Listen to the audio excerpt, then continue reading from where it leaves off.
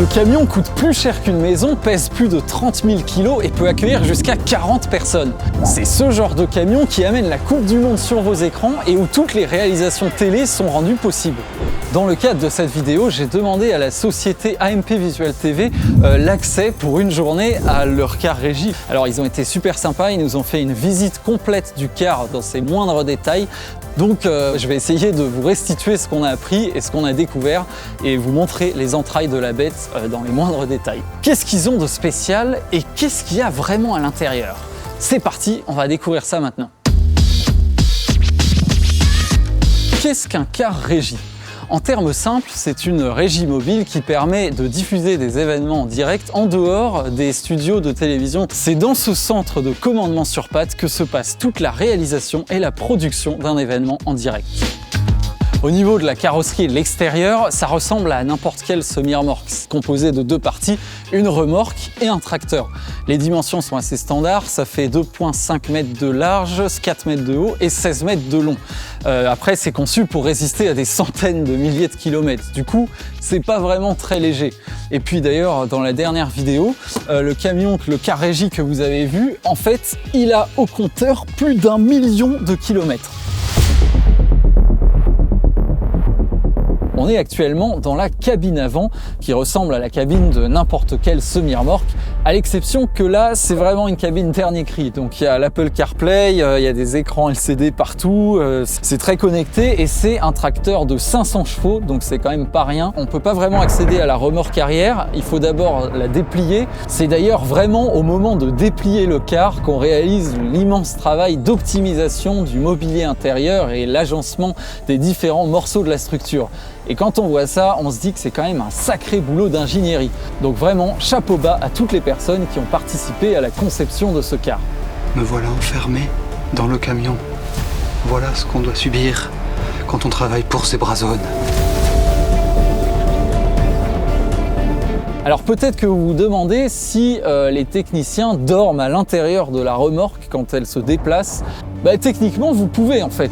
La seule chose, c'est que quand les soufflets vont commencer à se rétracter avec la force des vérins hydrauliques, vous risqueriez de ne pas vous réveiller dans un très bon état. Avant de vous montrer l'intérieur du camion, vous vous demandez peut-être quel matériel j'utilise pour faire ces vidéos.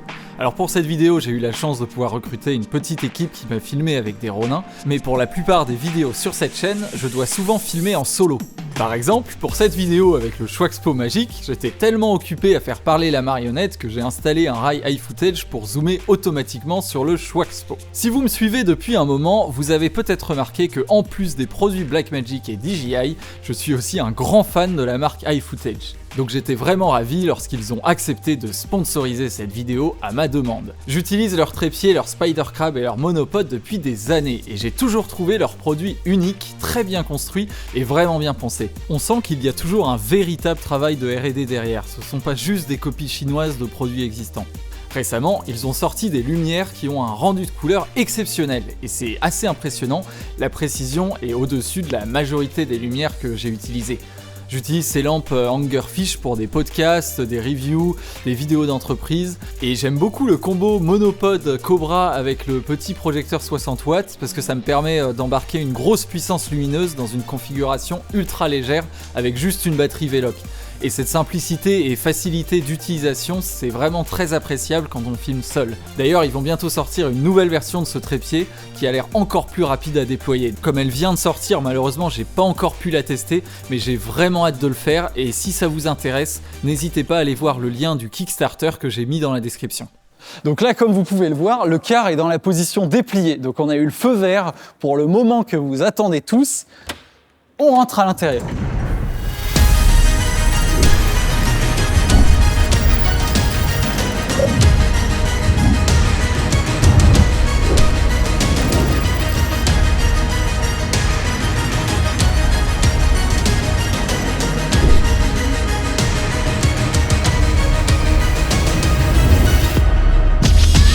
Alors maintenant à l'intérieur, donc on a cette première partie du car régie qui est en fait la partie production-réalisation. Ici, c'est là où s'assoit le réalisateur, enfin ou la réalisatrice, qui va avoir accès à toutes les caméras Et c'est là qu'il fait vraiment la sélection des plans, la sélection des angles pour les buts, les choses comme ça. Donc il a tous ces boutons ici, je reviendrai dessus dans une autre vidéo.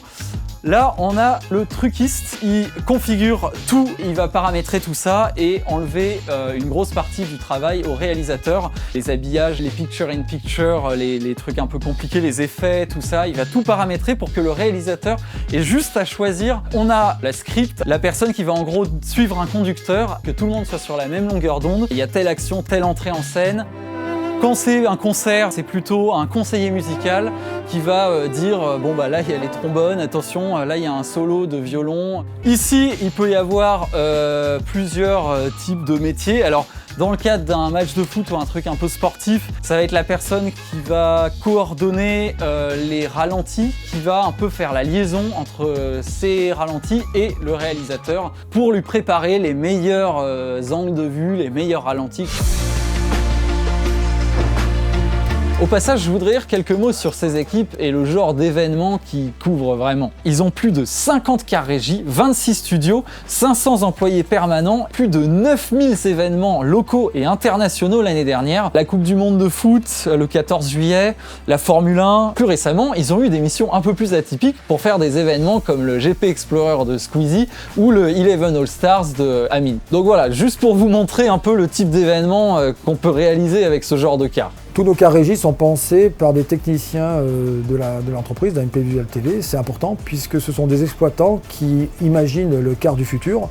Ce sont eux qui l'exploitent au quotidien après, donc ce sont eux qui savent quelles évolutions on doit amener. Bien entendu, tout ça est encadré par un autre service ingénierie. Ok, tu peux sortir. L'association de cette connaissance du terrain et de l'ingénierie permet d'être vraiment au plus proche de ce qu'on doit pouvoir déployer sur les prochaines et les futures prestations. Ici, on a encore pas mal de postes de travail, donc de ce que j'ai compris, tout est modulable en fait. Ça peut être des personnes qui travaillent dans la production, des assistants de prod, ça peut être le client. Ensuite, de ce côté, on a ici encore des postes modulables, mais qui sont configurés pour les opérateurs de ralenti. Par exemple, quand il y a un but.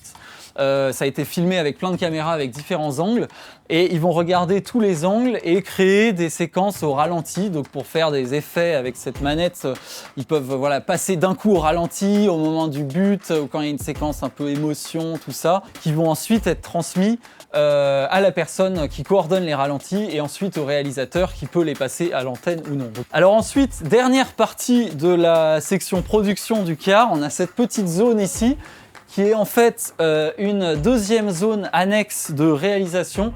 Donc en fait, on a une petite copie miniature du mélangeur énorme qui est à côté et ça permet de faire une deuxième réalisation, donc avec un deuxième réal qui va faire par exemple un signal international pour des chaînes, d'autres chaînes de télé.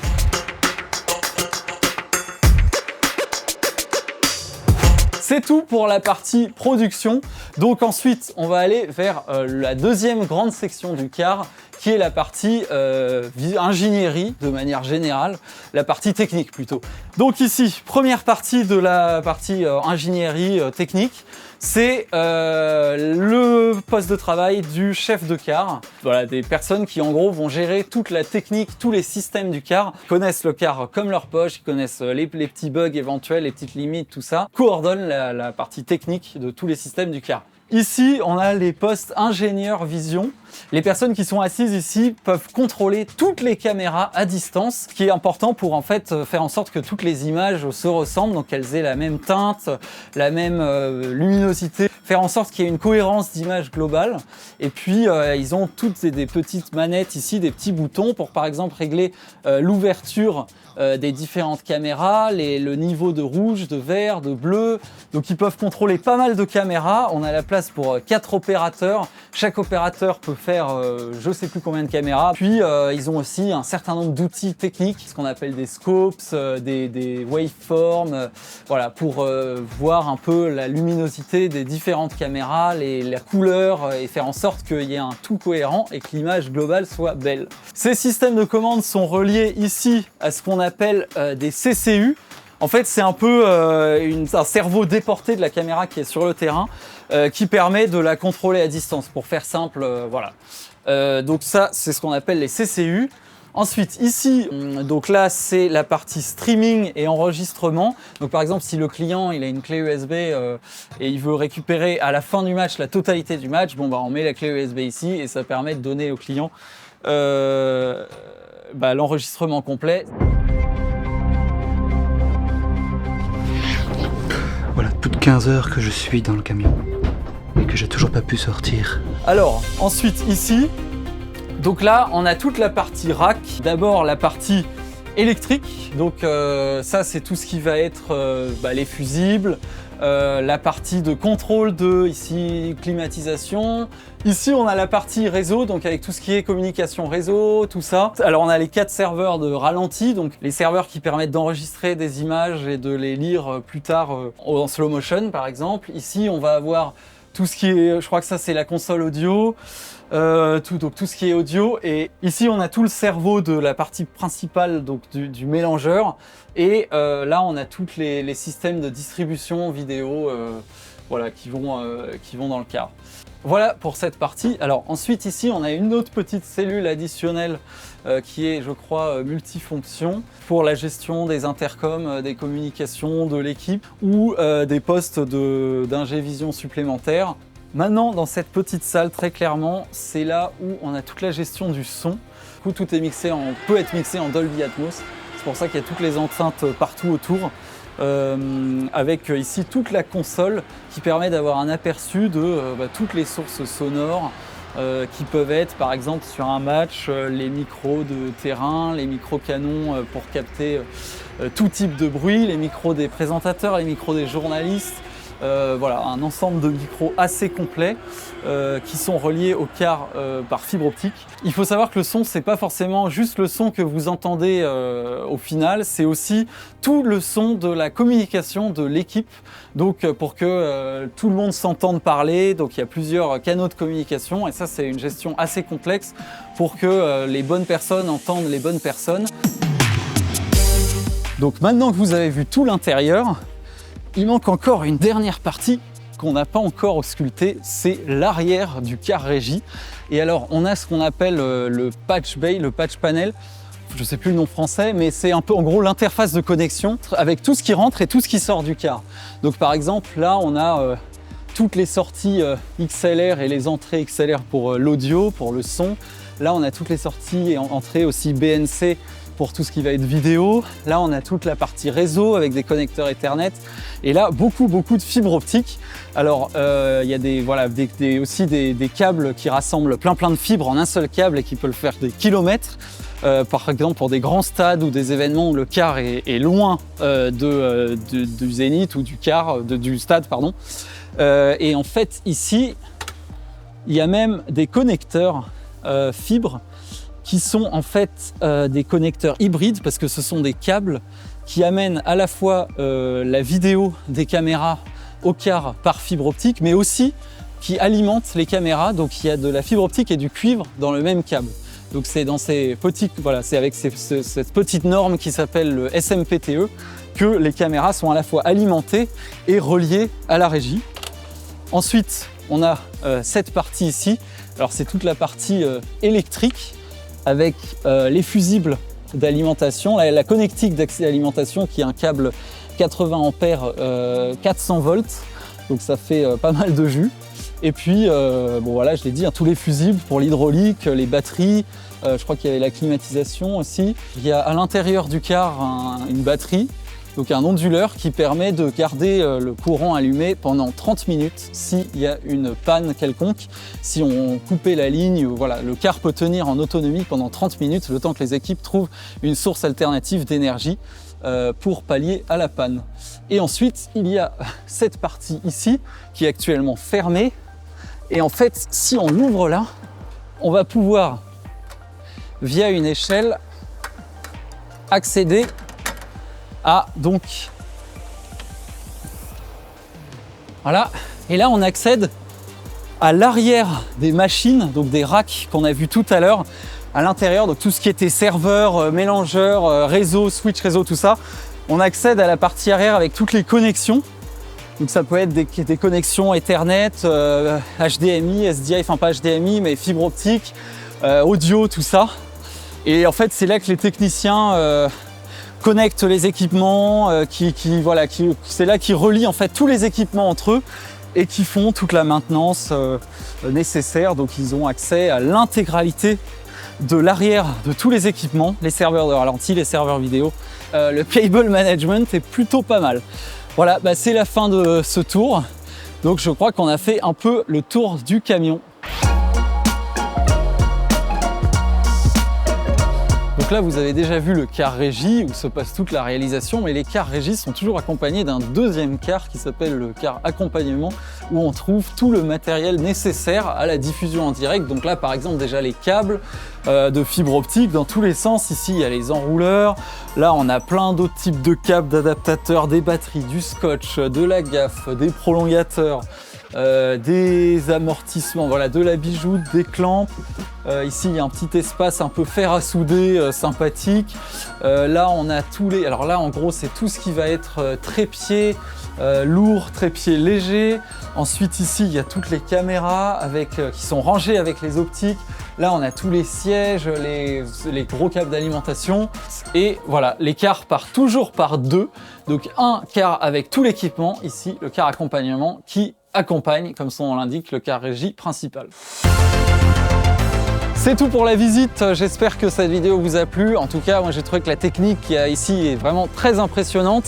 Si ça vous intéresse de voir une vidéo du car régie en action sur le terrain, je vous invite à regarder les coulisses d'un tournage de match de foot 11 All Stars, dont j'ai mis le lien dans la description, donc le making of technique du match. Aussi, je voudrais remercier AMP Visual TV qui nous a si gentiment autorisé à déambuler autour de leur car régie, ainsi que tous ceux qui ont rendu cette vidéo possible. Si ce type de vidéo vous intéresse, n'hésitez pas à mettre votre avis en commentaire, je serai ravi de les lire. Sinon, merci beaucoup de nous avoir suivis sur Zebra Zone et à très bientôt.